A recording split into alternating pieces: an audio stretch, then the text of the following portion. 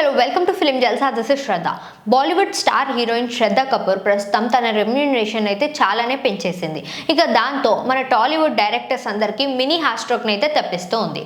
ఇక ఈ ఏడాది 3-2తో మంచి సెన్సేషనల్ బ్లాక్ బస్టర్ అందుకున్నటువంటి శ్రద్ధ కపూర్ ఇక ఇన్స్టాగ్రామ్లో కూడా చాలా హైయెస్ట్ ఫాలోవర్స్ ఉన్న స్టార్ హీరోయిన్గా అయితే నిలిచిపోవడం జరిగింది. ఇక దాంతో తన రెమ్యూనరేషన్ అయితే చాలానే ఇంక్రీజ్ చేసింది. ఇక పుష్ప ది రూల్ సినిమాలో ఐటమ్ సాంగ్ కోసం ముందుగా శ్రద్ధాని సుకుమార్ గారు అప్రోచ్ అవుతే తను ఏకంగా 8 కోట్లు అయితే డిమాండ్ చేయడం అయితే జరిగిందట. ఇక దాంతో చివరికి శ్రీలీలాని అయితే ఫైనల్ చేయడం జరిగిందంట.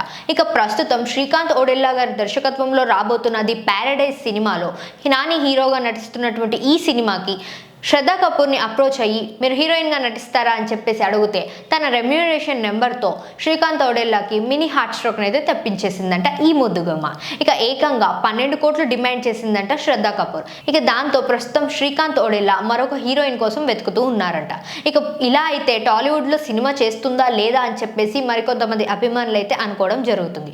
ఇక సాహో తర్వాత టాలీవుడ్ పైన పెద్దగా ఇంట్రెస్ట్ పెట్టలేదు, కానీ ప్రస్తుతం మాత్రం టాలీవుడ్ పైన చాలానే ఇంట్రెస్ట్ చూపిస్తున్నప్పటికీ కూడా తన రెమ్యూనరేషన్ మాత్రం చాలా హైగా అడుగుతుంది అని చెప్పేసి ప్రతి ఒక్క డైరెక్టర్ కూడా శ్రద్ధతో సినిమా చేయాలి అని చెప్పేస్తే ముందు వెనక ఆలోచిస్తున్నారు అని చెప్పేసి అయితే తెలుస్తుంది.